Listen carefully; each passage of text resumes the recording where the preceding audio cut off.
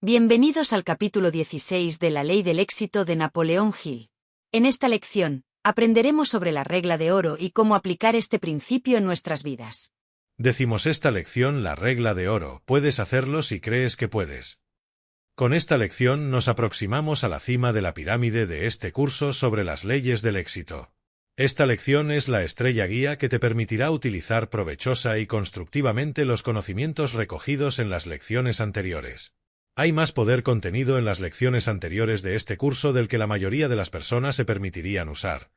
Por lo tanto, esta lección es un regulador que, si es observado y aplicado, te dejará conducir tu nave de conocimientos por encima de las rocas y los arrecifes del fracaso que suelen dificultar el camino de todos aquellos que repentinamente se encuentran en posesión del poder. Durante más de 25 años he estado observando la manera en que se comportan las personas cuando tienen poder y me he visto obligado a concluir que quien lo obtiene mediante un proceso que no sea lento, paso a paso, está continuamente en peligro de destruirse y de destruir a todos aquellos en los que influye. Ya debe ser evidente para ti que este curso, en su totalidad, conduce a la adquisición de un poder de unas proporciones tales que puede conseguir lo aparentemente imposible. Afortunadamente, queda claro que este poder solo puede obtenerse mediante la observancia de varios principios fundamentales que convergen en esta lección, la cual se basa en una ley que iguala y trasciende en importancia a todas las demás leyes explicadas en las lecciones precedentes. Asimismo, queda claro para el estudiante serio que este poder puede perdurar únicamente mediante la observancia fiel de la ley en la que se basa esta lección, en la cual se encuentra la válvula de seguridad, que protege al alumno descuidado de los peligros de sus propias necedades y además protege a aquellas personas a las que podría poner en peligro si tratara de pasar por alto lo que se indica en esta lección. Bromear con el poder que se puede obtener de los conocimientos incluidos en las lecciones anteriores de este curso, sin una plena comprensión y una estricta observancia de la ley expresada en esta lección, equivale a bromear con un poder que podría destruir tanto como es capaz de crear. No hay nadie que pueda leer la filosofía de las leyes del éxito, aunque fuera una sola vez, sin estar en consecuencia mejor preparado para tener éxito en cualquier actividad a la que se dedique. Albert H. Gary, ahora no estoy hablando de algo que sospecho que es cierto, sino de algo que sé que es verdad. La verdad en la que se basa todo este curso, y esta lección en particular, no es una invención mía. No hago ninguna reivindicación de ella, excepto la de haber observado su aplicación invariable en los ámbitos cotidianos de la vida durante un periodo de más de 25 años de lucha y de haber hecho todo el uso de ella que pude, a la luz de mis fragilidades y debilidades humanas. Si exiges una prueba concluyente de la solidez de las leyes en las que se basa este curso en general y esta lección en particular, debo declarar mi incapacidad de ofrecértela, excepto a través de un único testigo, y ese eres tú. Puedes obtener una prueba concluyente únicamente si pruebas y aplicas estas leyes tú mismo. Si exiges unas pruebas más sustanciales y autoritarias que las mías, entonces tendré el privilegio de remitirte a las enseñanzas y la filosofía de Platón, Sócrates, Epíteto, Confucio, Emerson y dos filósofos más modernos, James y Münsterberg, de cuyas obras he extraído los fundamentos más importantes de esta lección, con excepción de lo que he obtenido de mi propia y limitada experiencia. Durante más de 4000 años, el hombre ha venido predicando la regla de oro como una regla adecuada para la conducta del ser humano, pero desgraciadamente el mundo ha aceptado las palabras escritas aunque sin captar, en absoluto, el espíritu de este mandato universal. Hemos aceptado la filosofía de la regla de oro solamente como una regla sensata para la conducta ética, pero no hemos llegado a comprender la ley en la que se basa. He oído citar la regla de oro decenas de veces, pero no recuerdo haber oído jamás una explicación de la ley en la que se basa y empecé a comprender esta ley solo hace pocos años, por lo que me inclino a pensar que quienes la citaban no la entendían. La regla de oro consiste, sustancialmente, en tratar a los demás como te gustaría que te trataran a ti si las posiciones estuvieran invertidas. Pero, ¿por qué? ¿Cuál es la verdadera razón de esta amable consideración hacia los demás? La verdadera razón es esta: hay una ley eterna por cuyo funcionamiento uno recoge lo que siembra.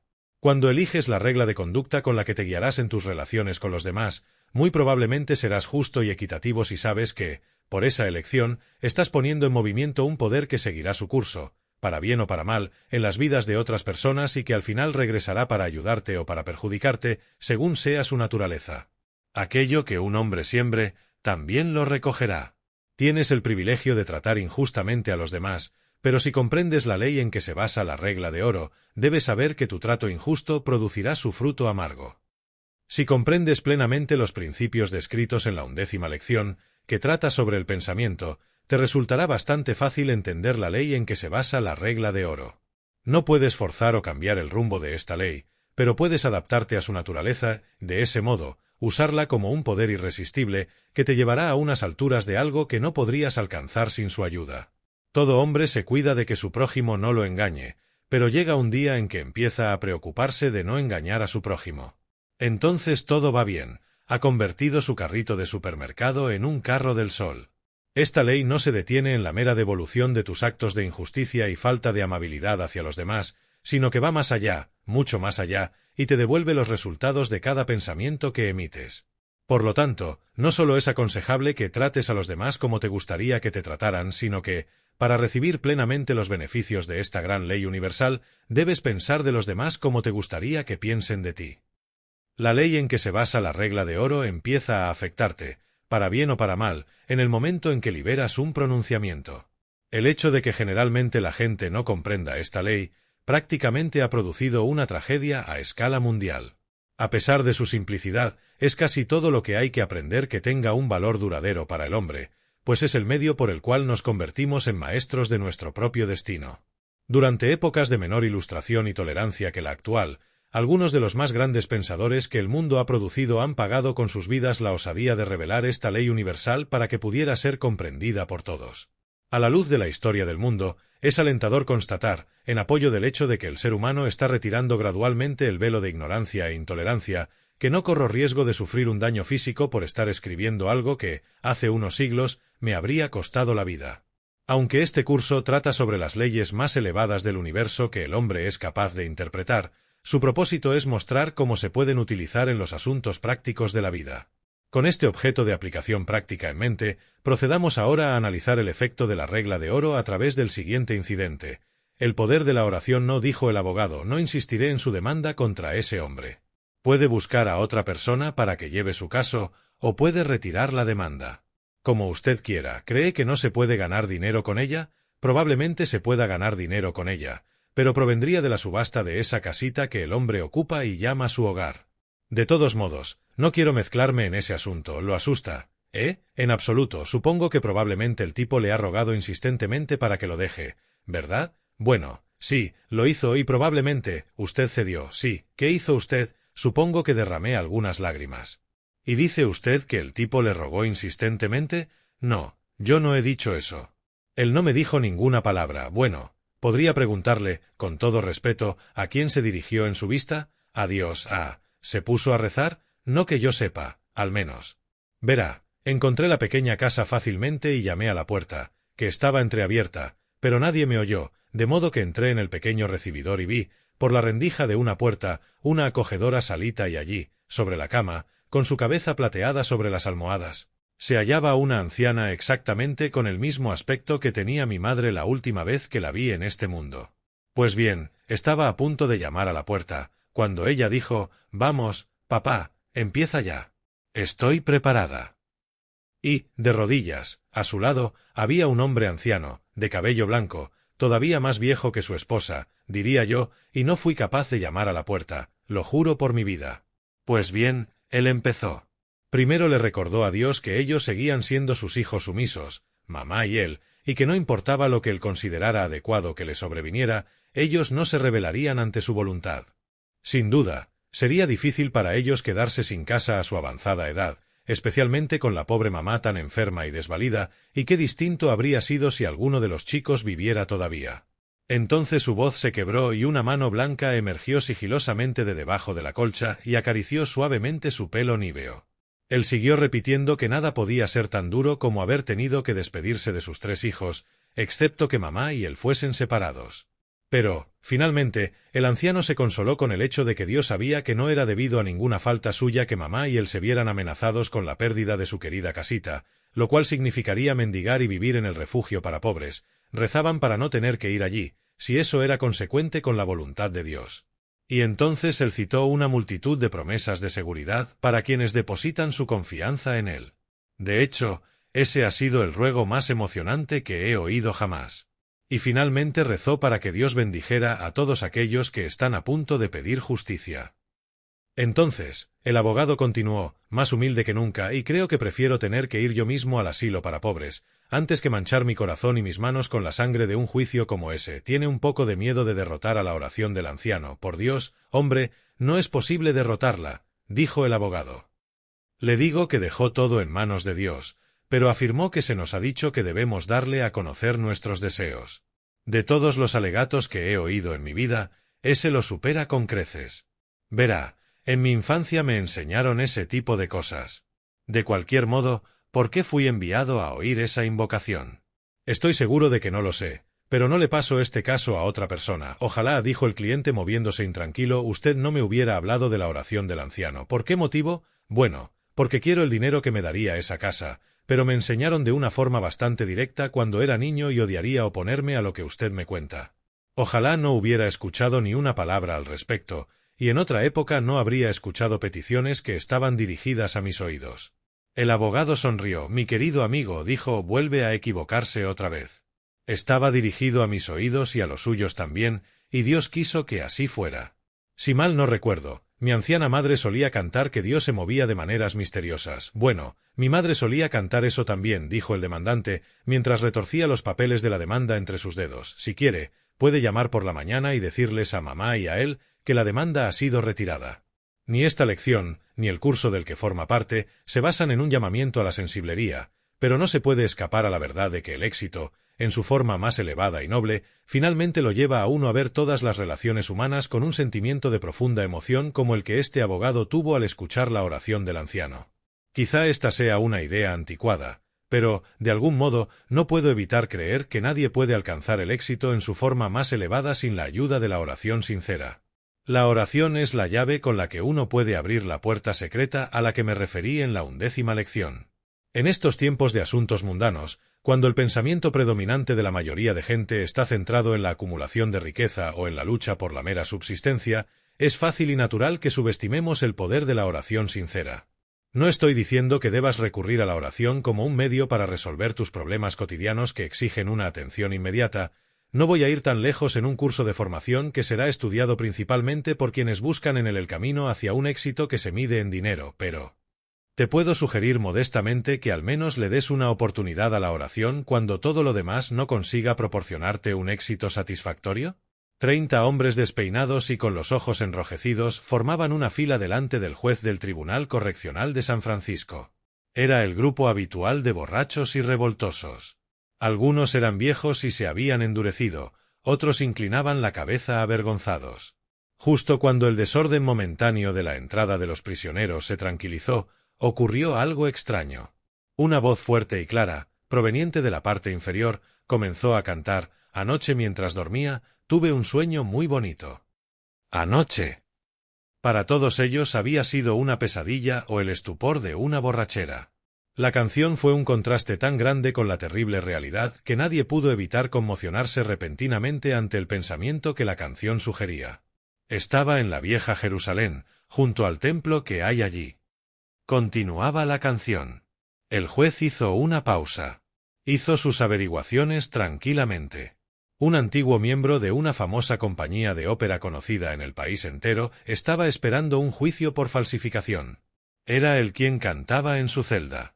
Entretanto, la canción continuaba y todos los hombres de la fila dejaban ver su emoción. Uno o dos de ellos cayeron de rodillas. Un chico que estaba al final de la cola, tras un desesperado esfuerzo por controlarse, se apoyó contra la pared, escondió su rostro entre sus brazos cruzados y sollozó. ¡Ay, mamá, mamá! Los sollozos, que penetraban en el corazón mismo de los hombres que los escuchaban, y la canción, que todavía se abría paso por la sala, se fundieron con el silencio.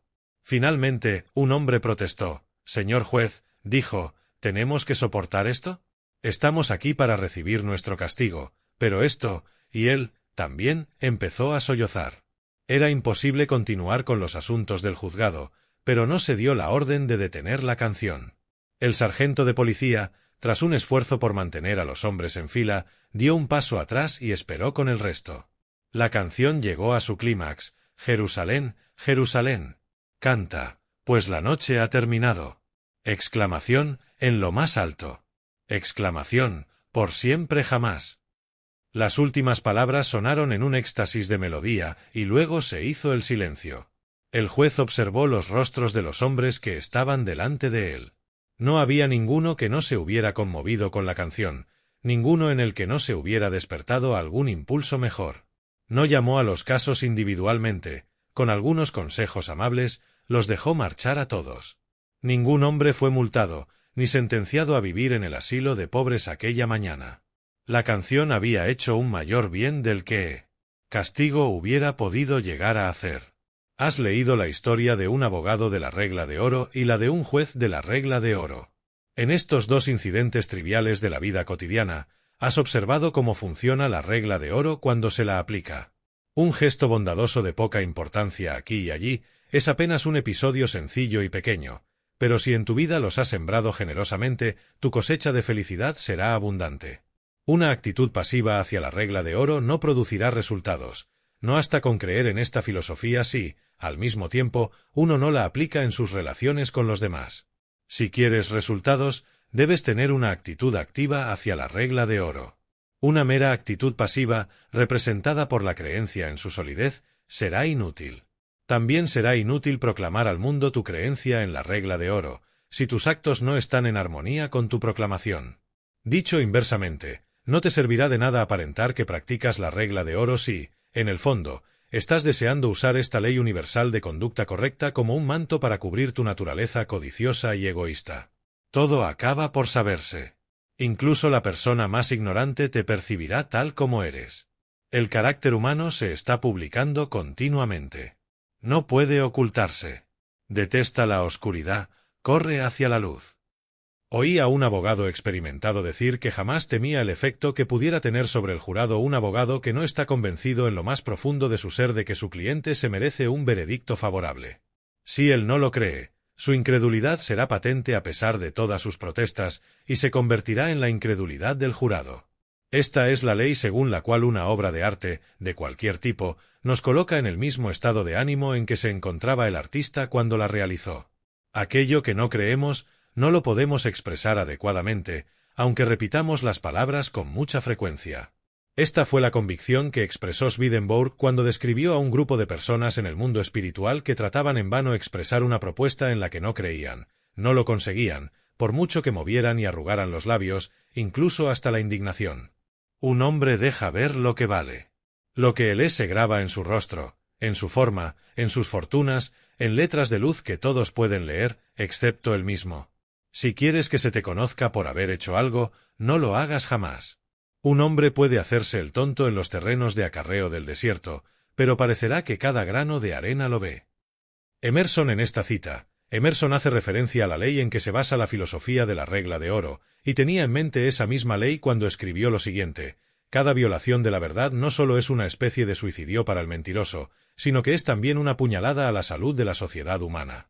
En la mentira más provechosa, la marcha de los acontecimientos pondrá luego una carga destructiva, mientras que la franqueza resulta ser la mejor de las tácticas, pues invita a la franqueza, coloca a ambas partes en una relación conveniente y convierte el intercambio en una amistad.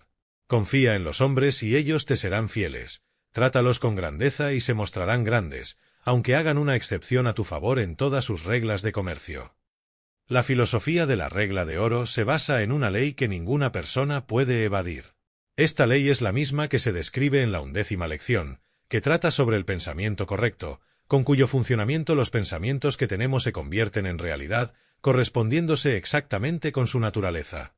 Una vez que reconocemos el poder creativo de nuestros pensamientos, se acaba al esforzarnos para obtener lo que queremos y se acaba al conseguirlo, ya que, según la hipótesis de que podemos crear lo que deseamos, la forma más sencilla de obtenerla no es arrebatárselo a alguien, sino crearlo para nosotros.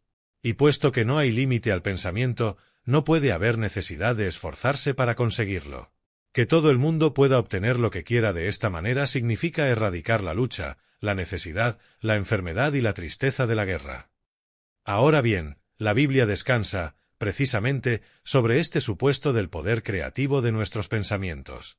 Si no fuera así, ¿cuál sería el significado de ser salvados por la fe? La fe es, esencialmente, pensamiento y, por lo tanto, cada llamada a tener fe en Dios es una llamada a confiar en el poder de tus propios pensamientos acerca de Dios. Según tu fe, te será dado, dice el Antiguo Testamento. Todo el libro no es más que una declaración continua del poder creativo del pensamiento. La ley de la individualidad del hombre es, por lo tanto, la ley de la libertad y es, igualmente, el Evangelio de la paz, pues cuando comprendemos verdaderamente la ley de nuestra propia individualidad, vemos que esa misma ley encuentra su expresión en todos los demás y, en consecuencia, honraremos la ley en los demás exactamente en la misma medida en que la valoramos en nosotros mismos. Hacer esto es seguir la regla de oro de tratar a los demás como nos gustaría que nos trataran y, puesto que sabemos que la ley de la libertad en nosotros mismos debe incluir el libre uso de nuestro poder creativo, ya no hay ningún incentivo para infringir los derechos de los demás, ya que podemos satisfacer nuestros propios deseos mediante el ejercicio de nuestro conocimiento de la ley. Cuando esto se llega a entender, la cooperación ocupa el lugar de la competencia, con el resultado de que se elimina toda base para la enemistad, ya sea entre personas, clases o naciones.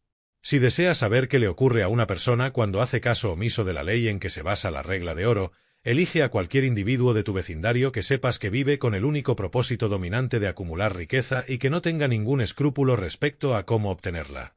Estúdialo y verás que no hay calidez en su alma, que no hay amabilidad en sus palabras y que no hay cordialidad en su rostro. Se ha convertido en un esclavo de su deseo de riqueza, está demasiado ocupado para disfrutar de la vida y es demasiado egoísta para desear ayudar a los demás a disfrutarla. Camina, habla y respira, pero no es más que un autómata humano.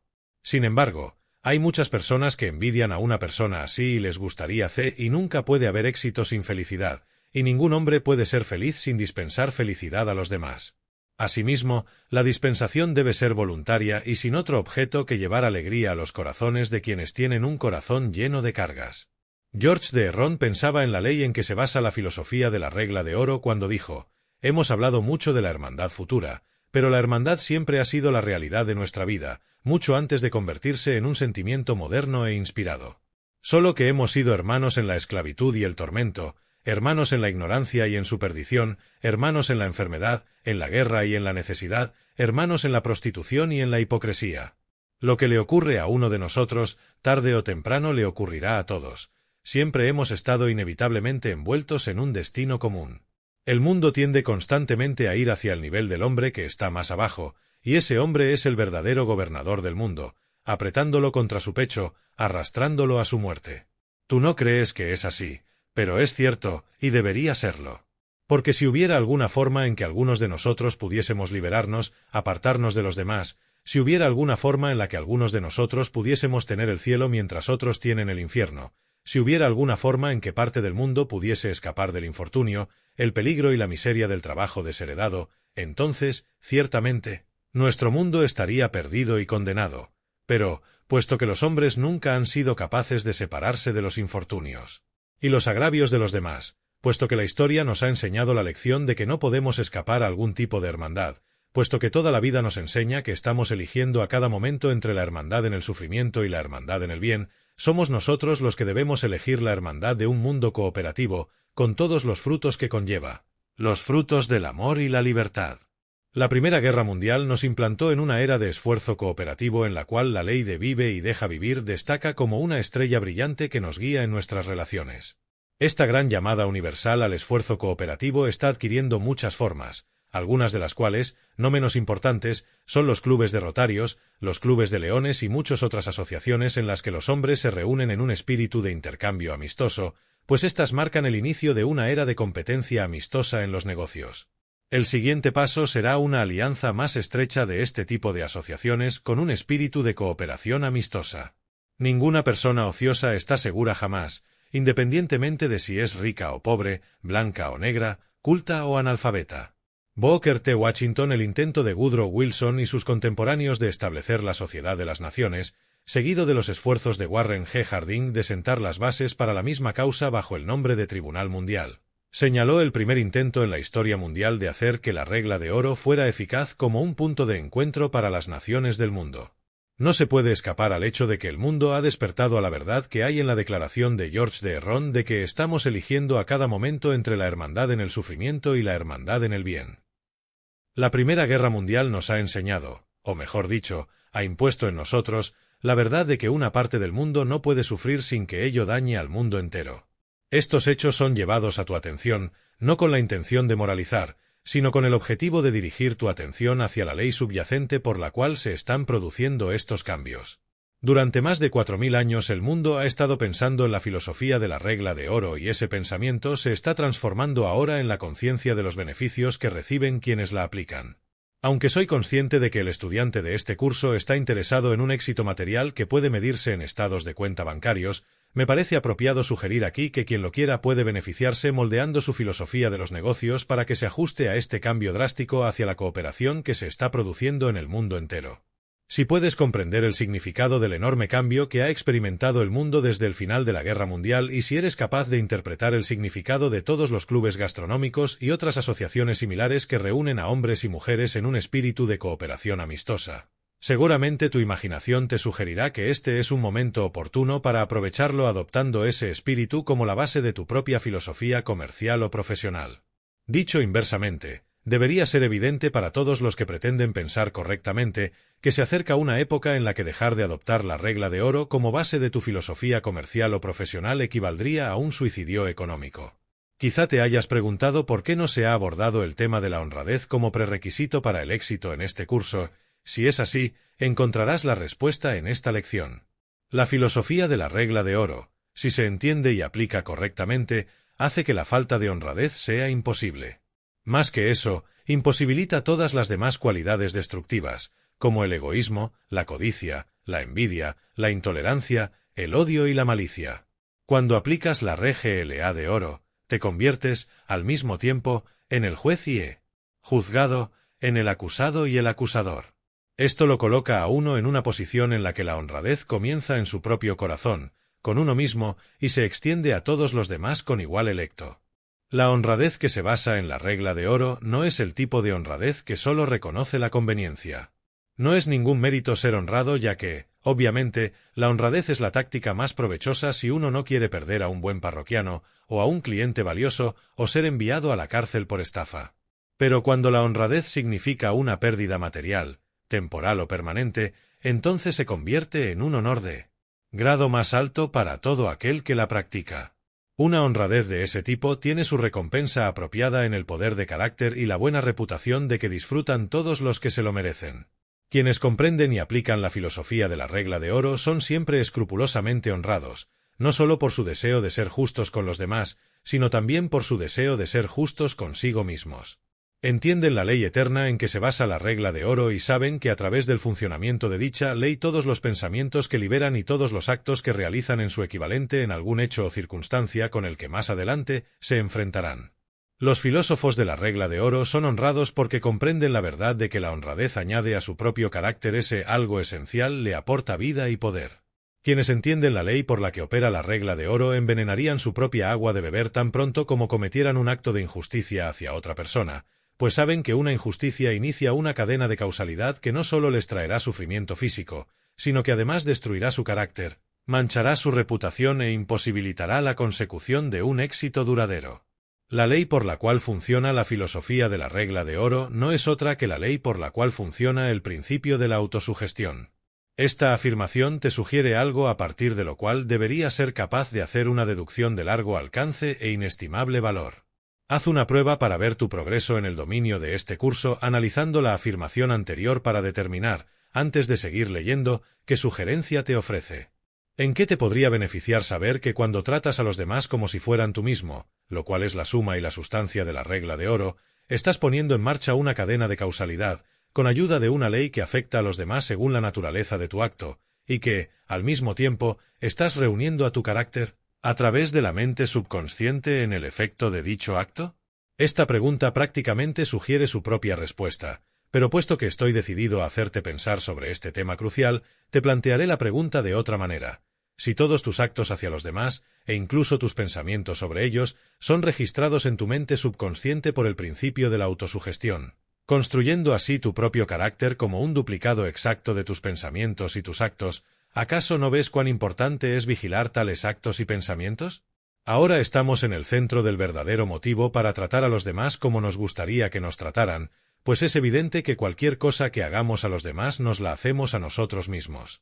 Dicho de otro modo, Cada acto y cada pensamiento que liberas modifica tu propio carácter en exacta conformidad con la naturaleza del acto o el pensamiento, y tu carácter es una especie de imán que atrae hacia ti a personas y situaciones que armonizan con él.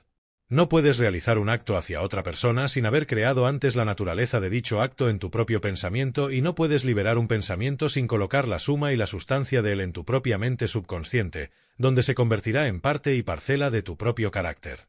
Si entiendes este sencillo principio, comprenderás por qué no te puedes permitir odiar o envidiar a otra persona. Entenderás, también, por qué no te puedes permitir devolver el golpe, con su equivalente, a quienes cometen una injusticia contigo. Asimismo, comprenderás el mandato de devolver bien por mal. Si entiendes la ley en que se basa el mandato de la regla de oro, entenderás también la ley que une a toda la humanidad con un mismo lazo de compañerismo y hace imposible que le hagas daño a otra persona, mediante pensamientos o actos, sin hacerte daño a ti mismo, y asimismo, añade a tu propio carácter los resultados de todos los pensamientos y actos amables que salen de ti. Parece casi un acto del destino que el mayor agravio y la más grave injusticia que me ha hecho jamás un semejante me los hicieran justamente cuando empezaba a escribir esta lección. Algunos estudiantes de este curso sabrán a qué me refiero. Esta injusticia ha supuesto un infortunio temporal para mí, pero tiene poca importancia comparada con la ventaja que me ha dado al proporcionarme una ocasión oportuna para poner a prueba la solidez de la totalidad de la premisa en que se basa esta lección. No existe ninguna derrota, excepto la que proviene de tu interior. Realmente, no hay ningún obstáculo insuperable, excepto tu propia e inherente debilidad de propósito. Emerson, la injusticia a la que me refiero, dejó abiertas dos líneas de acción para mí. Podía buscar alivio devolviendo el golpe a mi enemigo, a través de una demanda civil y de medidas penales por difamación, o podrá ejercer mi derecho a perdonarlo. Una línea de acción me habría aportado una suma de dinero sustancial y la alegría y satisfacción que podría haber en el hecho de derrotar y castigar al enemigo. La otra línea de acción me habría aportado el respeto a uno mismo del que disfrutan todas aquellas personas que se han enfrentado con éxito a una prueba y han descubierto que han evolucionado. Yo elegí la segunda línea. Lo hice a pesar de las recomendaciones de amigos personales cercanos de devolver el golpe y a pesar de la oferta de un importante abogado de hacerlo por mí sin ningún costo. Pero dicho abogado se ofrecía a hacer lo imposible, ya que ningún hombre puede devolver el golpe a una persona sin ningún coste. El coste no es siempre monetario, pues hay otras cosas con las que uno puede pagar que son más queridas que el dinero. Intentar que alguien que no conoce la ley en que se basa la regla de oro entienda por qué me negué a devolverle el golpe a ese enemigo sería tan inútil como tratar de explicarle a un simio la ley de la gravedad. Si comprendes esta ley, comprenderás, también, por qué decidí perdonar a mi enemigo. En el Padre Nuestro se nos dice que debemos perdonar a nuestros enemigos, pero este mandato caerá en oídos sordos si quien lo escucha no comprende la ley en que está basado. Esa ley no es otra que aquella en que se basa la regla de oro. Es la ley que constituye los cimientos de toda esta lección y por la cual debemos cosechar, inevitablemente, aquello que sembramos. No se puede escapar al funcionamiento de esta ley, ni tenemos ningún motivo para intentar evitar sus consecuencias sin poner en movimiento pensamientos y actos destructivos. Para que podamos describir de una forma más concreta la ley en que se basa esta lección, vamos a representarla en un código ético que podría adoptar la persona que quisiera seguir literalmente el mandato de la regla de oro, de la siguiente manera: mi código de ética 1.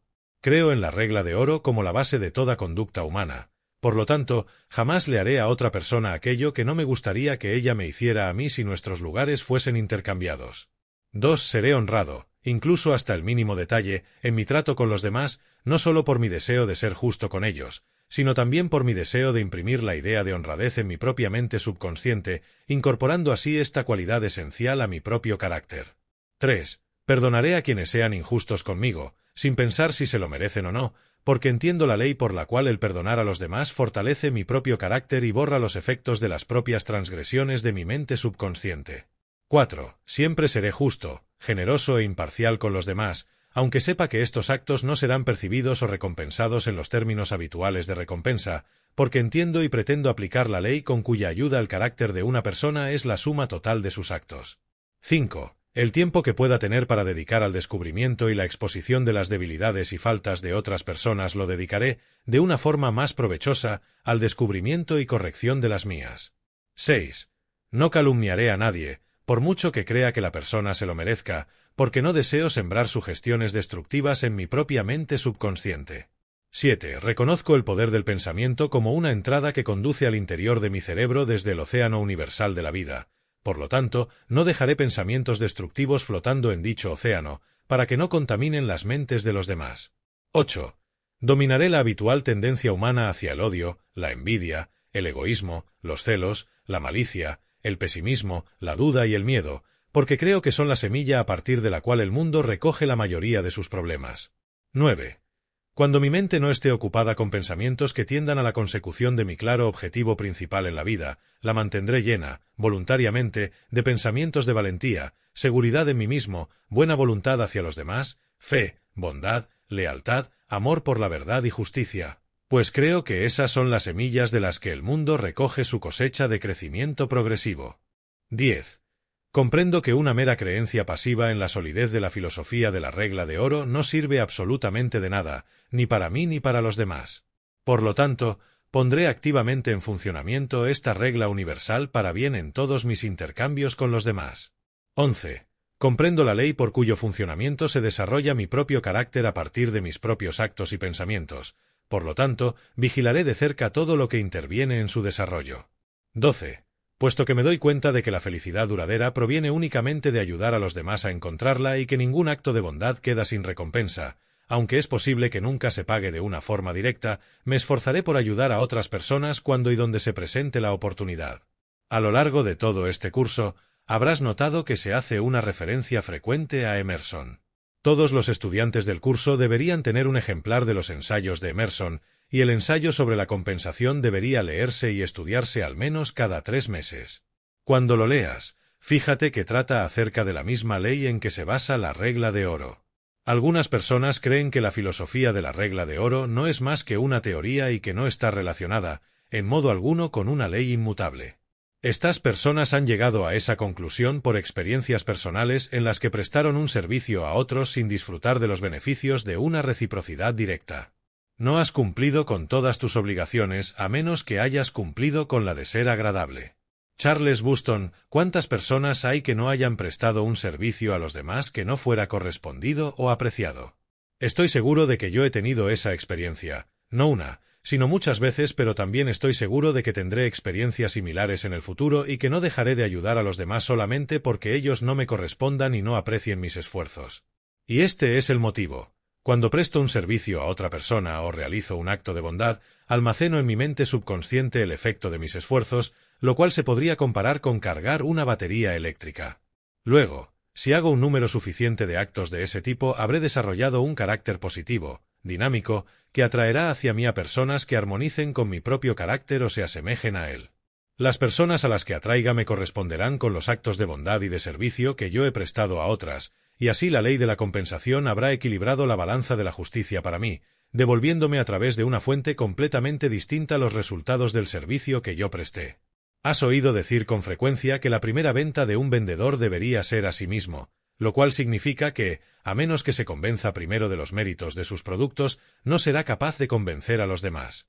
Aquí, una vez más, entra en juego la ley de la atracción, pues he sabido que el entusiasmo es contagioso, y cuando un vendedor muestra un gran entusiasmo por sus productos, despierta el correspondiente interés en las mentes de otras personas.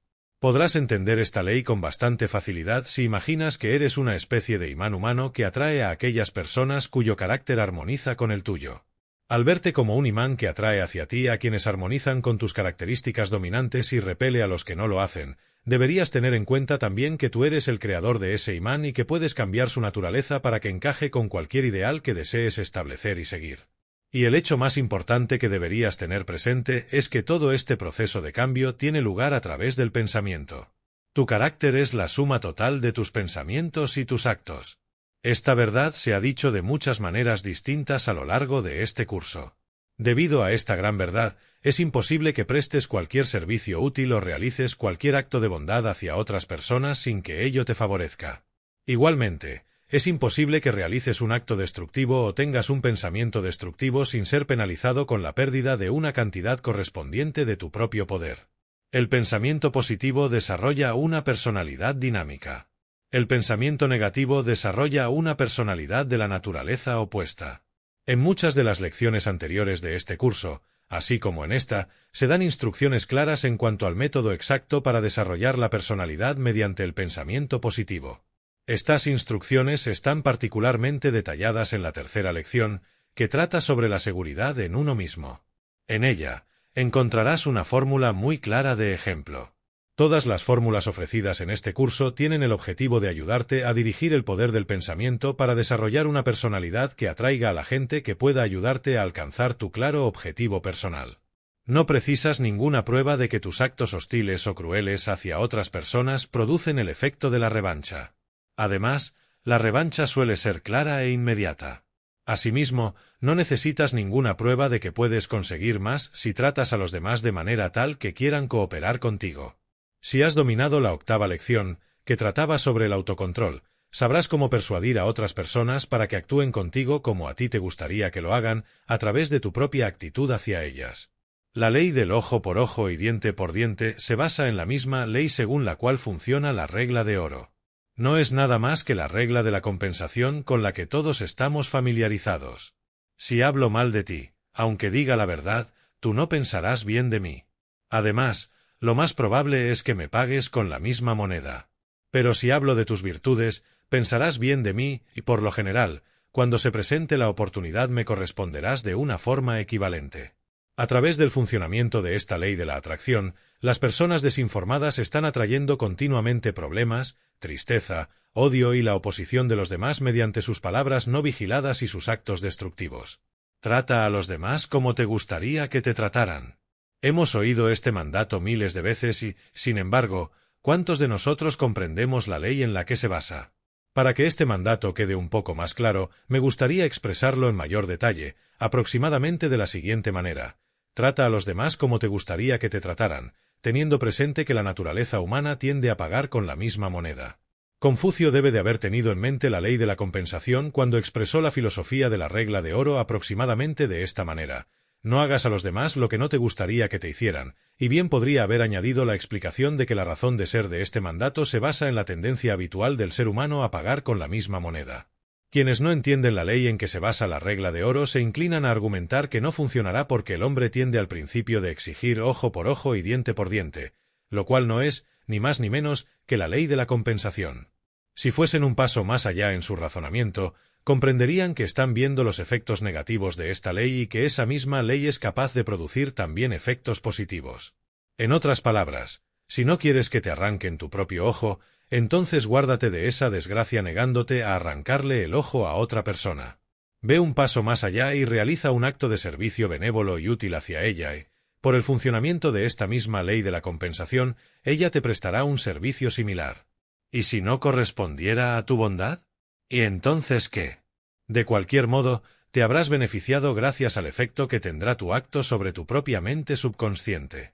Así pues, al realizar actos de bondad y aplicar siempre la filosofía de la regla de oro, seguramente recibirás beneficios de una fuente y al mismo tiempo, muy probablemente, tendrás la oportunidad de recibirlos de otra fuente también.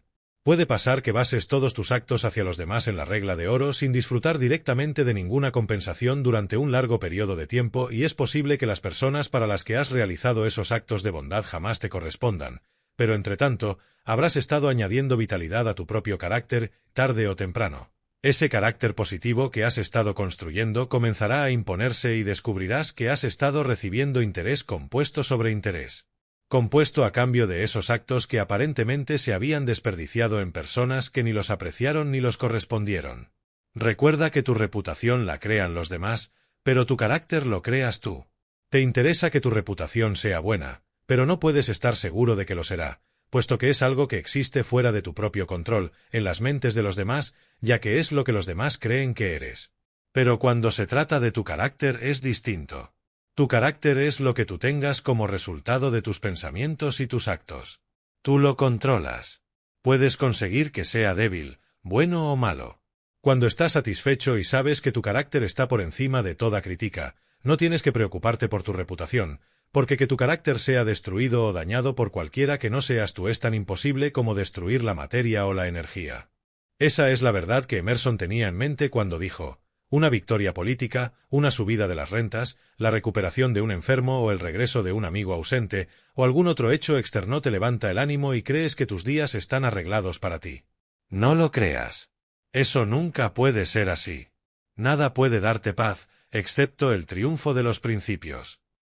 Un motivo para ser justos con los demás es que dicha acción puede hacer que te paguen con la misma moneda, pero un motivo mejor es el hecho de que la bondad y la justicia con los demás desarrolla un carácter positivo en todo aquel que realiza esos actos. Puedes dejar de darme la recompensa que me merezco por haberte prestado un servicio útil, pero nadie puede privarme de los beneficios que se derivan de ella en tanto que se añaden a mi propio carácter. Estamos viviendo en una gran era industrial. Por todas partes vemos las fuerzas de la evolución realizando grandes cambios en el método y la forma de vivir, y reorganizando las relaciones entre las personas en la búsqueda corriente de vida, libertad y un sustento. Esta es una era de esfuerzo organizado. En todas partes vemos evidencias de que la organización es la base de todo éxito financiero, aunque en la consecución del éxito entran otros factores distintos al de la organización, este factor sigue siendo más importante. Esta era industrial ha creado dos términos relativamente nuevos, uno es capital y el otro es trabajadores. El capital y los trabajadores constituyen las principales ruedas en la maquinaria del esfuerzo organizado. Estas dos grandes fuerzas disfrutan de éxito en proporción exacta con la medida en que ambas comprenden y aplican la filosofía de la regla de oro. No obstante, a pesar de esto, la armonía entre estas dos fuerzas no siempre prevalece, gracias a los destructores de confianza que se ganan la vida sembrando la semilla de la discordia y agitando la lucha entre patrones y empleados. Durante los últimos 15 años he dedicado una cantidad de tiempo considerable al estudio de las causas de desacuerdo entre patrones y empleados. Además, he recibido mucha información sobre este tema de otros hombres que también lo han estado estudiando. Solo hay una solución que, si es comprendida por todos los implicados, llevará armonía al caos y establecerá una perfecta relación de trabajo entre el capital y los trabajadores. Esta solución no es una invención mía. Se basa en la gran ley universal de la naturaleza y ha sido expresada por uno de los grandes hombres de esta generación en las siguientes palabras. La cuestión que nos proponemos considerar está despertando un gran interés en la actualidad, pero no más del que exige su importancia. Es uno de los signos esperanzadores de esta época el que estos temas de gran interés para la felicidad humana estén apareciendo continuamente para poder ser explicados, que estén llamando la atención de los hombres más sabios y despertando las mentes de todo tipo de personas. El amplio predominio de este movimiento demuestra que una nueva vida está latiendo en el corazón de la humanidad, influyendo en sus facultades como un cálido y suave viento de primavera que sopla sobre el suelo congelado y los gérmenes inactivos de la planta.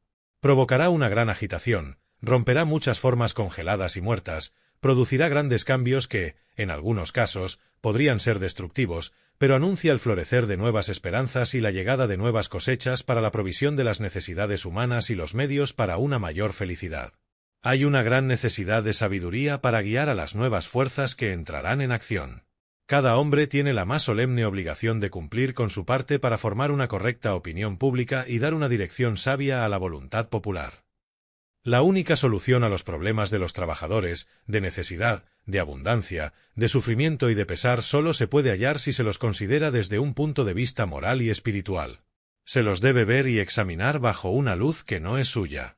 Las verdaderas relaciones de los trabajadores y el capital nunca pueden ser manifiestas por el egoísmo humano. Deben verse desde un propósito superior al de los sueldos o la acumulación de riqueza. Deben ser consideradas desde su relevancia en los objetivos para los que el hombre fue creado. Este es el punto de vista desde el que propongo considerar el tema abordado. El capital y los trabajadores se necesitan mutuamente. Sus intereses están tan ligados que no pueden separarse. En las poblaciones civilizadas e ilustradas son mutuamente dependientes. Si hay alguna diferencia, sería que el capital depende más de los trabajadores que estos del capital. Los animales, con unas pocas excepciones, no tienen propiedades y no se angustian pensando en el mañana. Los salvajes viven sin capital. De hecho, la gran masa de seres humanos vive de su trabajo, día a día, de la mano a la boca. Pero ningún hombre puede vivir de su riqueza.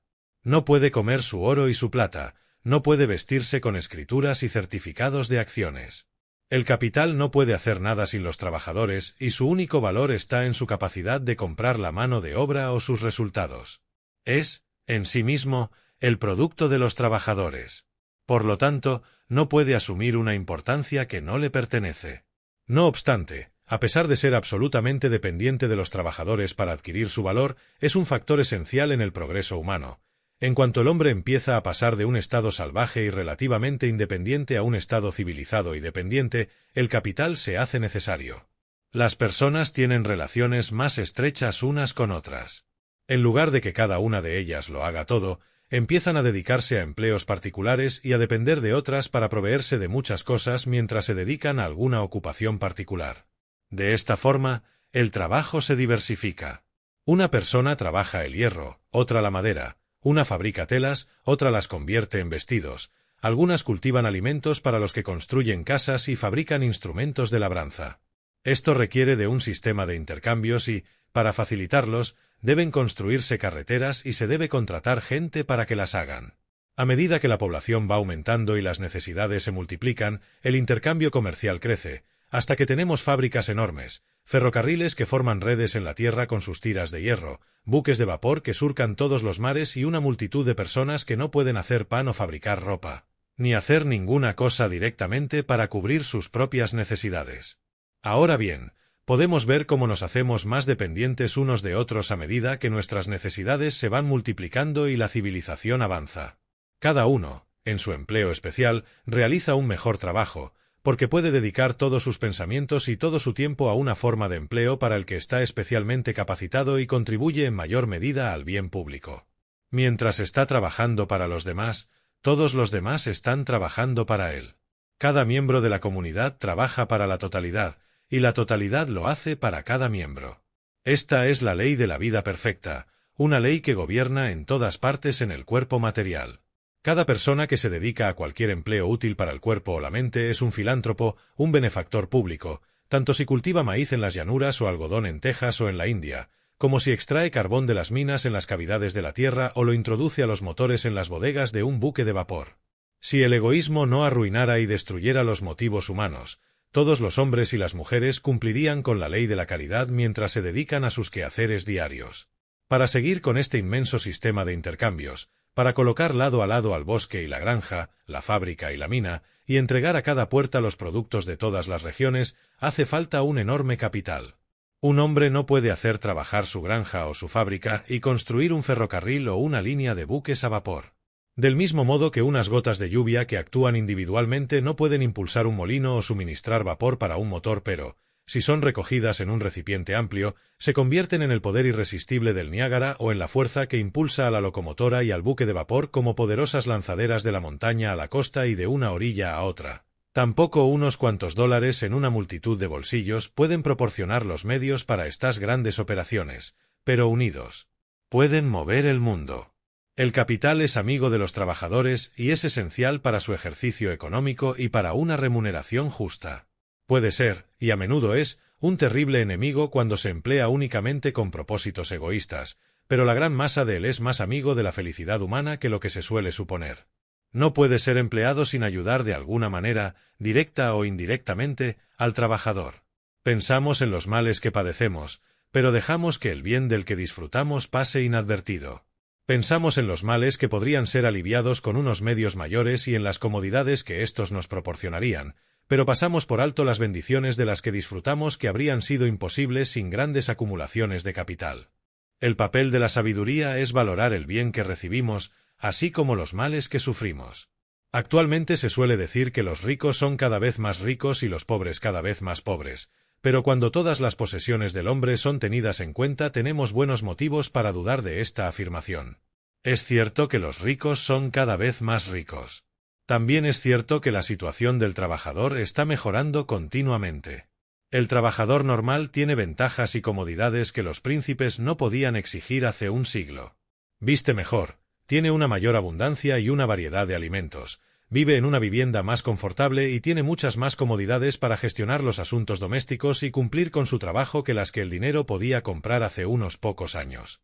Un emperador no podía viajar con la facilidad, la comodidad y la rapidez con las que viaja actualmente el trabajador corriente.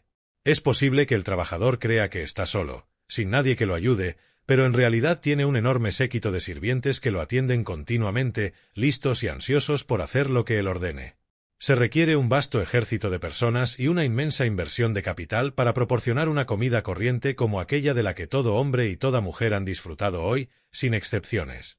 Piensa en la gran combinación de medios y personas y fuerzas que se necesitan para suministrarte incluso una comida frugal.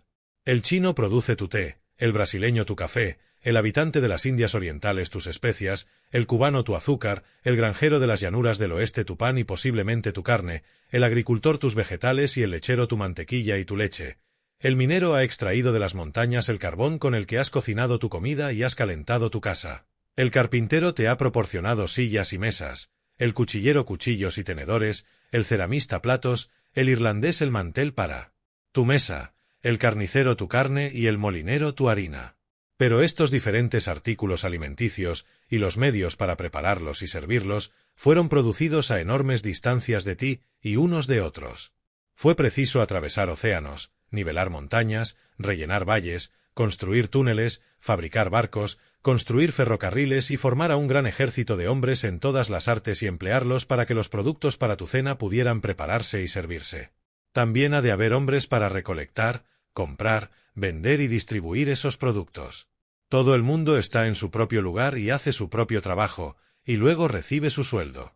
Pero, con todo, está trabajando para ti y sirviéndote con la misma fidelidad y efectividad con que lo estaría haciendo si estuviera contratado especialmente por ti y recibiera su sueldo de tu mano. A la luz de estos hechos, que todo el mundo debe reconocer, podemos ver más claramente la verdad de que todo hombre y toda mujer que ejecuta un trabajo útil es un benefactor público, y ese pensamiento y ese propósito ennoblecerá el trabajo y al trabajador. Estamos unidos por lazos comunes. Los ricos y los pobres, los cultos y los ignorantes, los fuertes y los débiles estamos entretejidos en una red social y cívica. El daño que se le hace a uno se le hace a todos. Ayudar a uno es ayudarlos a todos. Puedes ver el gran ejército de sirvientes requeridos para proporcionarte tu comida. ¿Acaso no ves que es necesaria una cantidad correspondiente de capital para crear esta complicada maquinaria y mantenerla en marcha? ¿Y no ves que cada hombre, cada mujer y cada niño están disfrutando de sus beneficios? ¿Cómo podríamos obtener nuestro carbón, nuestra carne, nuestra harina, nuestro té y nuestro café, nuestra azúcar y nuestro arroz? El trabajador no puede construir barcos y navegar en ellos y mantenerse mientras lo hace. El granjero no puede dejar su granja y llevar sus productos al mercado. El minero no puede trabajar en la mina y transportar el carbón. El granjero de Kansas puede estar quemando maíz hoy para preparar su comida y calentar su vivienda, y el minero puede anhelar el pan que el maíz produciría, porque no pueden intercambiar los frutos de su trabajo. Cada área de tierra, cada bosque y cada mina han aumentado su valor con los ferrocarriles y los barcos de vapor, y las comodidades de la vida y los medios de cultura social e intelectual han llegado a los lugares más inaccesibles. Pero los beneficios del capital no se limitan a proporcionar las necesidades y las comodidades actuales. El capital abre nuevos caminos para el trabajo. Lo varía y ofrece un campo más amplio a todas las personas hagan el trabajo para el que son más aptas por su gusto natural y su genio. El número de empleos creados por los ferrocarriles, los buques de vapor, el telégrafo y las fábricas con maquinaria es difícil de calcular. El capital también se invierte en gran medida en proporcionar los medios de la cultura intelectual y espiritual. Los libros se multiplican a unos precios cada vez más bajos y el mejor pensamiento del mundo es accesible para el trabajador más humilde por medio de nuestras grandes editoriales. No hay mejor ejemplo de los beneficios que el trabajador corriente obtiene del capital que los periódicos. Por 2 o 3 centavos, la historia del mundo durante 24 horas es llevada a cada puerta. Mientras el trabajador va o viene del trabajo en un vehículo cómodo, puede visitar todas las partes del mundo conocido y tener una idea más fiel de los acontecimientos del día que la que podría tener si estuviera físicamente presente. Una batalla en China o en África, un terremoto en España, una explosión de dinamita en Londres, un debate en el Congreso, los movimientos de la gente en su vida pública y privada para la represión de las actividades delictivas, para ilustrar a los ignorantes, ayudar a los necesitados y mejorar a la gente en general. Se extienden ante él en un pequeño abanico y lo ponen en contacto y en igualdad, con respecto a la historia del mundo, con reyes y reinas, con santos y sabios, y con personas de todas las extracciones. Cuando lees el diario por la mañana, ¿alguna vez piensas en cuántas personas han estado haciendo recados para ti, recolectando información para ti de todas partes del mundo y dándole una forma conveniente para tu consumo? ¿Ha sido precisa la inversión de millones de dinero y el empleo de miles de personas para producir ese diario y dejarlo en tu puerta? ¿Y cuánto te ha costado todo ese servicio? Unas cuantas monedas. Estos son ejemplos de los beneficios que todo el mundo recibe del capital, beneficios que no podrían obtenerse sin grandes desembolsos de dinero, beneficios que llegan a nosotros sin que nos tengamos que preocupar y dejan sus regalos a nuestros pies. No se puede invertir capital en cualquier producción útil sin la aprobación de una multitud de personas. El capital pone en marcha la maquinaria de la vida, multiplica el empleo, lleva la producción de todas las regiones a todos los hogares, une a personas de todas las naciones, pone a las mentes en contacto y les da a cada hombre y cada mujer una parte grande y valiosa del producto. Estos son hechos que todas las personas, por muy pobres que sean, harían bien en considerar. Si el capital es una bendición para los trabajadores, si solo puede ser puesto en servicio por los trabajadores y deriva todo su valor de ellos, ¿cómo puede estar en conflicto con ellos? No podría haber ningún conflicto si tanto el capitalista como el trabajador actuaran de acuerdo con principios humanos. Pero no lo hacen. Están gobernados por principios inhumanos. Cada grupo intenta conseguir las mayores ganancias por un menor servicio. El capital desea mayores beneficios y los trabajadores unos sueldos más altos. Los intereses del capitalista y el trabajador entran en colisión directa. En esta guerra, el capital tiene grandes ventajas y ha sido rápido para hacerse con ellas. Ha exigido y se ha llevado la mayor parte de los beneficios. Ha despreciado al sirviente que los enriqueció. Ha considerado al trabajador como un criado, un esclavo cuyos derechos y cuya felicidad no debía respetar. Influye en los legisladores para que redacten las leyes a su favor, subvenciona al gobierno y ejerce el poder para su propia ventaja. El capital ha sido el amo y el trabajador el sirviente. Mientras el sirviente era dócil y obediente, satisfecho con la compensación que el amo decidía darle, no había ningún conflicto. Pero los trabajadores se están levantando, dejando atrás una situación servil, sumisa y desesperada. Han adquirido fuerza e inteligencia, han asumido la noción de que tienen derechos y deben ser respetados, y ahora comienzan a hacerse valer y a unirse para respaldarlos. Cada una de las partes en esta guerra ve el tema desde sus propios intereses egoístas. El capitalista supone que las ganancias para los trabajadores son pérdidas para él y que debe ver por sus propios intereses primero, que, cuanto más barata sea la mano de obra, mayores serán sus ganancias. En consecuencia, le interesa mantener el precio lo más bajo posible. Por el contrario, el trabajador piensa que pierde lo que el capitalista gana y, en consecuencia, que le interesa recibir el salario más alto posible. Desde estos puntos de vista opuestos, sus intereses parecen ser directamente hostiles. Lo que un grupo gana, el otro lo pierde, de ahí el conflicto. Ambos están actuando desde unos motivos egoístas, por ende, deben estar equivocados. Los dos grupos solo ven la mitad de la verdad, y al confundirla con la totalidad, caen en un error que es ruinoso para ambos. Cada uno de ellos defiende su postura y considera el tema enteramente desde su punto de vista y bajo la luz engañosa de su propio egoísmo. La pasión insana la mente e impide el entendimiento, y cuando se despierta la pasión, el hombre es capaz de sacrificar sus propios intereses para dañar a otros, y ambos salen perdiendo. Se harán la guerra continuamente, recurrirán a todos los mecanismos y aprovecharán cada necesidad para conseguir una victoria. El capital intenta hacer que el trabajador pase hambre para llevarlo a la sumisión, cual ciudad sitiada, y el hambre y la necesidad son las armas más poderosas. Los trabajadores resisten con resentimiento e intentan destruir el valor del capital haciéndolo improductivo. Si la necesidad o el interés exigen que haya un paro, será un paro hostil, y se mantendrá con el propósito de renovar las hostilidades en cuanto haya alguna posibilidad de éxito. Así, los trabajadores y los capitalistas se enfrentan como dos ejércitos armados, preparados para reanudar el conflicto en cualquier momento. Seguramente se reanudará y continuará con un éxito variable hasta que ambas partes descubran que están en un error, que sus intereses son mutuos y que solo pueden tener una total estabilidad si cooperan y se dan unos a otros la recompensa que merecen. El capitalista y el trabajador deben agarrarse de la mano por encima del foso sin fondo en el que ha caído tanta riqueza y tanto trabajo. ¿Cómo se debe llevar a cabo esta reconciliación? Es una pregunta que actualmente está ocupando las mentes de muchos hombres sabios y buenos de ambas partes.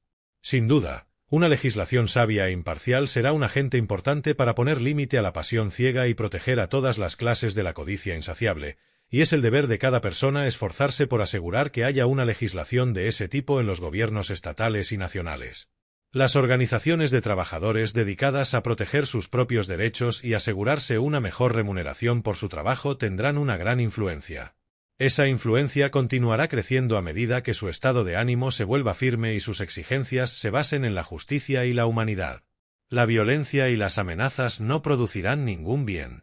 La dinamita, en forma de explosivos o como la fuerza más destructiva de la pasión salvaje y temeraria, no curará las heridas ni controlará los sentimientos de hostilidad. El arbitraje es, sin duda, el medio más sabio y más practicable del que ahora se dispone para crear relaciones amistosas entre estas partes hostiles y asegurar que haya justicia para ambas. Darle al trabajador una participación de los beneficios del negocio ha funcionado bien en algunos casos, pero comporta grandes dificultades prácticas que requieren de una sabiduría, un autocontrol y una consideración mayores hacia los intereses comunes de ambas partes que, a menudo, se pueden hallar. Muchos recursos tienen un efecto parcial y temporal, pero no es posible conseguir ningún progreso permanente en la resolución de este conflicto sin restringir, finalmente, eliminar, su causa. Su verdadera causa central es un amor desmesurado por uno mismo y por el mundo, y continuará funcionando mientras siga existiendo. Puede ser restringida y moderada, pero se impondrá cuando la ocasión lo permita. Toda persona sabia debe, por lo tanto, intentar eliminar la causa y, en la medida de lo posible, controlará los efectos. Purifica la fuente y conseguirás que todo el torrente sea puro y saludable. Hay un principio de influencia universal que debe subyacer y guiar a todo esfuerzo eficaz por crear armonía entre estos dos grandes factores del bien humano que ahora se enfrentan el uno al otro con objetivos hostiles. Este no es un invento o descubrimiento mío. Representa una sabiduría superior a la humana. No es difícil de comprender o de aplicar. Hasta un niño lo puede entender y actuar en consecuencia. Es universal en su aplicación y absolutamente útil en sus efectos. Aligerará las cargas del trabajo y aumentará sus recompensas. Dará seguridad al capital y conseguirá que sea más productivo. Se trata, simplemente, de la regla de oro representada en estas palabras. Por lo tanto, todo lo que queráis que hagan con vosotros los hombres, hacedlo vosotros también con ellos, pues esa es la ley y los profetas. Antes de proceder a aplicar este principio al asunto que nos ocupa, déjame que te pida que le prestes especial atención. Se trata de una ley sumamente destacable de la vida humana que, aparentemente, por lo general, han pasado por alto los estadistas, filósofos y maestros religiosos. Esta ley representa a la totalidad de la religión, comprende todos los preceptos, mandamientos y medios de los futuros triunfos del bien sobre el mal, de la verdad sobre el error y de la paz y la felicidad de los hombres anunciados en las gloriosas visiones de los profetas. Si queremos que nuestro prójimo nos ame como se ama a sí mismo, debemos amarlo como nosotros nos amamos a nosotros mismos. Por tanto, aquí tenemos a la ley universal y divina del servicio y el compañerismo humanos. No es un precepto de sabiduría humana, tiene su origen en la naturaleza divina y su encamación en la naturaleza humana. Ahora la aplicaremos al conflicto entre los trabajadores y el capital. Supongamos que eres un capitalista. Tu dinero se invierte en fábricas, tierras, minas, mercancías y ferrocarriles y se lo prestas a otros con intereses. Empleas a personas, directa o indirectamente, para el uso de tu capital.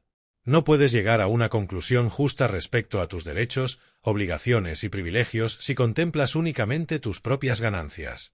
El resplandor de la plata y el oro ejercerán un hechizo tan potente sobre tu mente que te cegará a todas las demás cosas. No puedes ver otros intereses que los tuyos. No conoces al trabajador ni lo ves como un hombre que tiene unos intereses que tú debas tener en cuenta. Lo ves únicamente como un esclavo, como tu herramienta, tu medio para aumentar tu riqueza. Bajo esta luz, es un amigo mientras te sirve y un enemigo cuando no te sirve. Pero, ahora cambia tu punto de vista. Ponte en su lugar y ponlo a él en tu lugar. ¿Cómo te gustaría que te trataran si estuvieras en su lugar? Quizá hayas estado ahí. Es muy probable que así sea, pues el capitalista de hoy fue el trabajador de ayer y el que es trabajador hoy será el patrón mañana. ¿Sabes? A partir de experiencias vívidas y dolorosas, ¿cómo te gustaría que te trataran? ¿Te gustaría que te consideraran un mero instrumento? ¿Un medio para enriquecer a otros? ¿Te gustaría que tu sueldo se mantuviera en los mínimos, alcanzando apenas para cubrir tus necesidades básicas? ¿Te gustaría que te vieran con indiferencia y te trataran con brutalidad? ¿Te gustaría que tu sangre, tu fuerza y tu alma fueran convertidas en dólares para el beneficio de otros? Estas preguntas son fáciles de responder. Todo el mundo sabe que se alegraría de ser tratado con amabilidad, de que sus intereses fuesen tenidos en cuenta, de que sus derechos fuesen reconocidos y protegidos. Todo el mundo sabe que esta consideración despierta una respuesta en su propio corazón.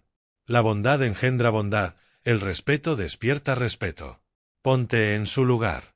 Imagina que estás tratando contigo mismo y no tendrás ninguna dificultad para decidir si deberías darle otro giro a la tuerca, para obtener un centavo más de los músculos del trabajador o relajar su presión y, a ser posible, aumentar un poco su salario y ofrecerle un respeto por sus servicios. Trátalo como te gustaría que te trataran si estuvieras en su situación. Supongamos que eres un trabajador. Recibes una determinada suma de dinero por un día de trabajo. Ponte en el lugar del patrón. ¿Cómo te gustaría que trabajaran las personas que has contratado? ¿Te parecería bien que te vieran como su enemigo? ¿Considerarías honrado que redujeran su trabajo para hacer el mínimo y ganar el máximo posible? Si tuvieras un gran contrato que debiera ser completado en una fecha límite, o de lo contrario sufrirías una gran pérdida, ¿te gustaría que tus trabajadores se aprovecharan de tu situación para obligarte a aumentarles el sueldo? ¿Te parecería correcto e inteligente que interfirieran contigo en la administración de tu negocio? ¿Que te dijeran a quién deberías contratar y en qué términos? ¿No preferirías que hicieran un trabajo honrado con un espíritu amable y bueno? ¿Acaso no estarías mucho más dispuesto a velar por sus intereses, a aligerar su trabajo, a aumentar sus sueldos cuando te lo pudieras permitir y a preocuparte por el bienestar de sus familias, si supieras que ellos respetan la ruya? Sé que sería así. Es cierto que los hombres son egoístas y que algunos son tan malvados y tan mezquinos de espíritu que no son capaces de ver ningún interés excepto el suyo, y cuyos corazones, que no están hechos más que de plata y oro, son tan duros que ningún sentimiento humano los conmueve y no les importa cuánto sufran los demás si ellos pueden ganar un centavo con ello. Pero son la excepción, no la regla. Somos influidos por el respeto y la devoción de los demás a nuestros intereses. El trabajador que sabe que su patrón tiene sentimientos benévolos hacia él, que desea tratarlo justamente y tener en cuenta su bien, trabajará más y mejor y estará dispuesto a velar por los intereses de su patrón tanto como por los suyos. Soy consciente de que muchos pensarán que esta ley divina y humana de tratar a los demás como te gustaría que te trataran es impracticable en esta época egoísta y frívola. Si ambas partes estuvieran gobernadas por esta ley, cualquiera puede ver lo positivos que serían los resultados. Pero dirán que eso no ocurrirá. Que el trabajador no trabajará a menos que la necesidad lo obligue, que se aprovechará de todas las necesidades, que en cuanto obtenga una cierta independencia de su patrón, se volverá orgulloso, altanero y hostil, que el patrón utilizará todos los medios para que los trabajadores sigan dependiendo de él y para sacar el máximo posible de ellos, que cada centímetro de terreno que los trabajadores cedan, el capital lo ocupará y se atrincherará allí, y desde esa posición de ventaja llevará al trabajador a una mayor dependencia y a una sumisión más servil. Pero están en un error.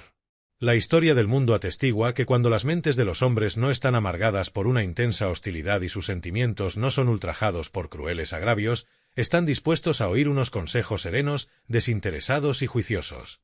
Un hombre que tenía empleada a una gran cantidad de trabajadores en una mina de carbón me dijo que jamás había conocido ningún caso en el que no consiguiera una respuesta serena y franca cuando había apelado a motivos honorables, de hombre a hombre, pues los dos reconocen una humanidad común. En esta ciudad hay un ejemplo reciente y sumamente notable del efecto positivo de los consejos serenos, desinteresados y juiciosos para resolver unas dificultades entre patrones y trabajadores que eran desastrosas para ambos. Cuando la mente está influenciada por la pasión, los hombres no entran en razón. Se ciegan a sus propios intereses y desprecian los intereses de los demás. Las dificultades jamás se resuelven mientras la pasión sigue viva. Jamás se resuelven mediante el contacto.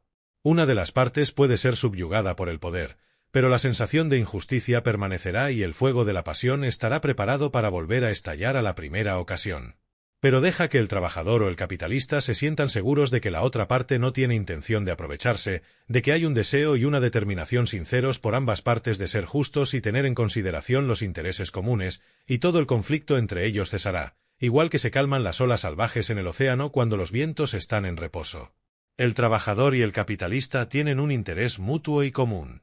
Ninguno de los dos puede prosperar permanentemente sin la bienestar del otro. Son parte de un mismo cuerpo. Si los trabajadores son el brazo, el capital es la sangre. Si desvitaliza o desperdicia la sangre, el brazo perderá su poder. Si destruye el brazo, la sangre no servirá de nada. Pero si deja que se cuiden mutuamente, ambos se verán beneficiados. Si cada uno de ellos toma la regla de oro como su guía, todos los motivos de hostilidad serán eliminados, todos los contactos cesarán y ellos irán de la mano a hacer su trabajo y recoger una recompensa justa. Si has dominado los fundamentos en los que se basa esta lección, comprenderás por qué ningún orador puede conmover a su audiencia o convencer a la gente de sus argumentos, a menos que él también crea en lo que está diciendo. Comprenderás, también, por qué ningún vendedor puede convencer a su potencial comprador a menos que él se convenza primero de los méritos de sus mercancías. A lo largo de todo este curso, se ha enfatizado un principio en particular con el propósito de ilustrar la verdad de que cada personalidad es la suma total de los pensamientos y los actos del individuo, y de que acabamos pareciéndonos a nuestros pensamientos dominantes. El pensamiento es el único poder que puede, sistemáticamente, organizar, acumular y reunir datos y materiales según un plan definido. Un río que fluye puede arrastrar barro y crear tierra firme, y una tormenta puede reunir y juntar ramitas formando una masa gigante de desechos, pero ni la tormenta ni el río pueden pensar. Por lo tanto, los materiales no son reunidos de una forma clara y organizada. El ser humano, por sí solo, tiene la capacidad de transformar sus pensamientos en realidad física. El ser humano, por sí solo, puede soñar y hacer realidad sus sueños. El ser humano tiene la capacidad de crear ideales y llegar a hacerlos realidad. ¿Cómo es que el hombre es la única criatura sobre la Tierra que sabe cómo usar el poder del pensamiento? Ocurre que el hombre es el ápice de la pirámide de la evolución, producto de millones de años de lucha durante los cuales se ha elevado por encima de las demás criaturas de la Tierra como resultado de sus propios pensamientos y de sus actos. Exactamente cuándo, dónde y cómo empezaron a fluir los primeros rayos de pensamiento hacia el cerebro del ser humano, nadie lo sabe, pero todos sabemos que el pensamiento es el poder que distingue al hombre de todas las demás criaturas, y asimismo, que el pensamiento es el poder que le ha permitido elevarse por encima de todas ellas. Nadie conoce los límites del poder del pensamiento o si los tiene. Cualquier cosa que el hombre crea que puede hacer, acabará haciéndolo. Unas pocas generaciones atrás, los escritores más imaginativos se atrevieron a escribir acerca de un carro sin caballos, y hete aquí que se hizo realidad y ahora este es un vehículo normal. Por el poder evolutivo del pensamiento, las esperanzas y las ambiciones de una generación se hicieron realidad en la siguiente. A lo largo de este curso, se le ha dado al poder del pensamiento un lugar dominante porque ese es el lugar que le corresponde. La posición dominante del hombre en el mundo es el resultado directo del pensamiento y ese debe ser el poder que tú, como persona, utilices para alcanzar el éxito, con independencia de cuál sea tu idea de lo que el éxito representa. Ahora has llegado al punto en el que deberías hacer inventario de ti mismo con el propósito de determinar qué cualidades necesitas para tener una personalidad equilibrada e integrada. En la construcción de este curso intervinieron 15 factores principales. Analízate detenidamente, con ayuda a una o más personas si lo consideras necesario, con el propósito de determinar en cuáles de los 15 factores de este curso eres más débil. A continuación, concentra tus esfuerzos en esas lecciones en particular hasta que hayas desarrollado completamente los factores que representan. La indecisión. Una charla con el autor después de la lección. El tiempo. La demora hace que pierdas oportunidades. Es un hecho significativo que nunca se ha sabido de ningún gran líder que se haya andado con dilaciones. Eres afortunado si la ambición te mueve a la acción, sin permitirte jamás vacilar o echarte atrás una vez que has tomado la decisión de ir hacia adelante. Segundo a segundo, mientras el reloj va haciendo tic-tac, el tiempo de distancia está corriendo una carrera contigo. El retraso significa derrota, porque ningún hombre puede recuperar jamás ni un segundo de tiempo perdido. El tiempo es un maestro trabajador que sana las heridas del fracaso y la decepción, y corrige todos los males y capitaliza todos los errores, pero favorece únicamente a aquellos que acaban con la demora y se mantienen en la clon cuando hay que tomar decisiones. La vida es un gran tablero de damas. El jugador que está delante de ti es el tiempo.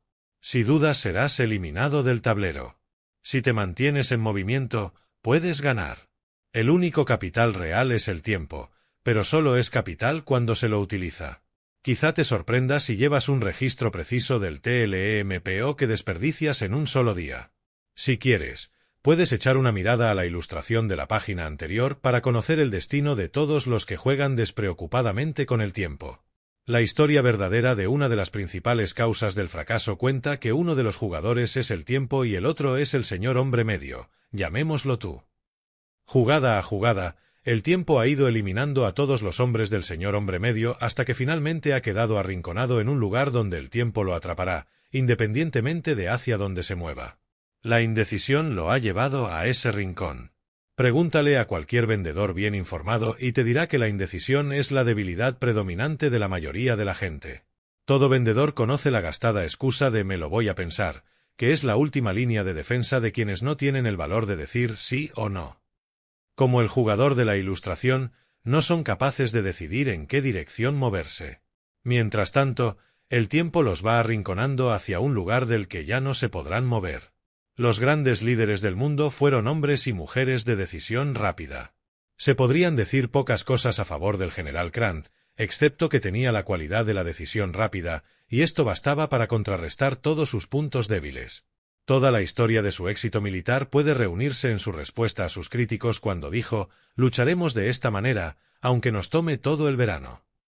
Cuando Napoleón llegaba a la decisión de mover a su ejército en una determinada dirección, no permitía que nada le hiciera cambiar de parecer. Si su línea de marcha llevaba a sus soldados a una zanja cavada por sus enemigos para detenerlo, él daba la orden de cargar hasta que la zanja se llenaba con los hombres y caballos muertos suficientes para poder atravesarla. El suspenso de la indecisión lleva a millones de personas al fracaso. Un hombre condenado dijo en una ocasión que el pensamiento de su ejecución inminente no era tan aterrador una vez que había tomado la decisión de aceptar lo inevitable. La falta de decisión es el principal obstáculo para todos los trabajadores de las reuniones de avivamiento religioso. Todo su trabajo consiste en conseguir que hombres y mujeres se decidan, en sus propias mentes, a aceptar un determinado dogma religioso. Billy Sunday dijo en una ocasión: «La indecisión es la herramienta favorita del diablo». Andrew Carnegie visualizó una gran industria siderúrgica, pero dicha industria no sería lo que es actualmente si él no hubiera tomado la decisión de convertir su visión en una realidad. James J. Hill vio, en su mente, un gran sistema ferroviario transcontinental, pero este nunca habría sido una realidad si él no se hubiese decidido a poner en marcha el proyecto. La imaginación, por sí sola, no basta para asegurar el éxito. Millones de personas tienen imaginación y hacen planes que podrían aportarles fácilmente fama y fortuna, pero esos planes jamás llegan a la etapa de la decisión. Samuel Nsull era un taquígrafo corriente, empleado de Thomas A. Edison. Con la ayuda de su imaginación, vio las grandes posibilidades comerciales de la electricidad. Pero hizo algo más que ver eso. Tomó la decisión de transformarlas en realidades y hoy por hoy es millonario y director de una planta de luz eléctrica. Demóstenes era un muchacho griego pobre que tenía el firme deseo de ser un gran orador. No hay nada extraño en ello, pues otros han deseado tener esa habilidad, u otras similares, sin ver sus deseos cumplidos. Pero Demóstenes añadió decisión a su deseo, y a pesar de ser tartamudo, dominó su problema y se convirtió en uno de los más grandes oradores de su tiempo. Martin W. Littleton era un muchacho pobre que no traspasó el umbral de una escuela hasta que tuvo más de 12 años. Su padre lo llevó a ver a un gran abogado defender a un asesino en una de las ciudades sureñas. El discurso del letrado impresionó al chico de tal manera que cogió la mano de su padre y le dijo: «Padre, un día de estos voy a convertirme en el mejor abogado de Estados Unidos». Esa fue una clara decisión.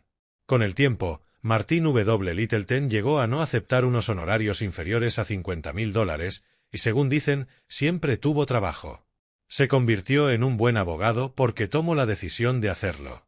Edwin C. Banes tomó la decisión, en su propia mente, de llegar a ser socio de Thomas A. Edison. Con la desventaja de carecer de una educación, sin dinero para pagarse el billete de tren y sin ningún amigo influyente que le presentara al señor Edison, el joven Banes llegó a East Orange en un vagón de mercancías y se vendió tan bien al señor Edison que logró la oportunidad que lo llevó a asociarse con él. Solo 20 años más tarde de haber tomado esa decisión, el señor Banes vivía en Bradenton, Florida, jubilado y con todo el dinero que necesitaba. Los hombres decididos suelen conseguir lo que se proponen. Muy dentro de la memoria de este escritor, un pequeño grupo de hombres se reunió en Westerville, Ohio, y organizó lo que ellos llamaron la Asociación Antibares. El público que frecuentaba los bares se lo tomó a broma. La gente, en general, se reía de ellos, pero ellos habían tomado una decisión. Esa decisión fue tan firme que al final terminó arrinconando a los poderosos propietarios de los bares. William Wrigley, hijo, tomó la decisión de dedicar toda su carrera comercial a la fabricación y venta de paquetes de chicles de 5 centavos y logró que esa decisión le aportase unos beneficios económicos de millones de dólares anuales. Henry Ford tomó la decisión de fabricar y vender un automóvil de un precio popular que estuviera al alcance de todo aquel que quisiera comprarlo. Esa decisión convirtió a Ford en el hombre más poderoso del mundo y ha ofrecido a millones de personas la oportunidad de viajar. Todos estos hombres tenían dos cualidades destacables: un claro propósito y la firme decisión de convertirlo en realidad. El hombre decidido consigue lo que se propone, sin importar cuánto tiempo le lleve la tarea o cuán difícil sea. Un vendedor muy hábil deseaba conocer a un banquero de Cleveland, pero el banquero en cuestión no quería recibirlo. Una mañana, el vendedor esperó cerca de la casa del banquero hasta que lo vio entrar en su coche y empezar a conducir por la ciudad. Intuyendo su oportunidad, el vendedor chocó suavemente con su propio automóvil contra el del banquero y le provocó unos ligeros desperfectos. El vendedor se bajó de su coche y le entregó su tarjeta al banquero, diciendo que lamentaba muchísimo los daños que había causado y prometiéndole que le entregaría un automóvil nuevo idéntico al dañado. Aquella tarde, el banquero recibió un automóvil nuevo y de esa transacción surgió una amistad que acabó, finalmente, en una asociación comercial que todavía existe. Nada puede detener a una persona decidida. Nada puede poner en marcha a una persona indecisa. Tú eliges. Detrás de él se extendían las grises Azores, detrás de las puertas de Hércules. Delante de él, los fantasmas de las costas se habían esfumado, ante el solo mare sin costa. El buen compañero dijo: ahora debemos rezar, porque, ¡ay!, hasta las estrellas han desaparecido. Valeroso almirante, hablad, ¿qué debo decir? Pues diga, sigan navegando. Cuando Colón inició su famoso viaje, tomó una de las decisiones más importantes en la historia de la humanidad. De no haberse mantenido firme en aquella decisión, la libertad de América, tal como se conoce en la actualidad, jamás se hubiera dado. Fíjate en las personas que te rodean y observa este hecho significativo. Los hombres y mujeres de éxito son aquellos que toman decisiones rápidamente y después de tomarlas se mantienen firmes en lo que han decidido. Si eres una de esas personas que toman una decisión hoy y cambian de opinión mañana, estás condenado al fracaso. Si no estás seguro de hacia dónde ir, lo mejor es que cierres los ojos y avances en la oscuridad, en lugar de quedarte quieto y no hacer ningún movimiento. El mundo te perdonará si cometes errores, pero nunca te perdonará si no tomas ninguna decisión, porque jamás oirá hablar de ti fuera del vecindario en el que vives. No importa quién seas o cuál sea tu trabajo en esta vida, le estás jugando a las damas con el tiempo. Siempre es tu próxima jugada. Muévete con una rápida decisión y el tiempo te favorecerá. Quédate quieto y el tiempo te eliminará del tablero. No siempre puedes hacer la jugada correcta, pero, si haces las jugadas suficientes, puedes aprovechar la ley de los promedios y lograr un puntaje respetable antes de que el gran juego de la vida haya llegado a su fin. Gracias por acompañarnos en el capítulo 16 y en toda esta serie de lecciones de la ley del éxito. Te invitamos a revisar los capítulos anteriores y a estar atento a los próximos. No olvides visitar nuestro canal para más contenido inspirador. Hasta la próxima.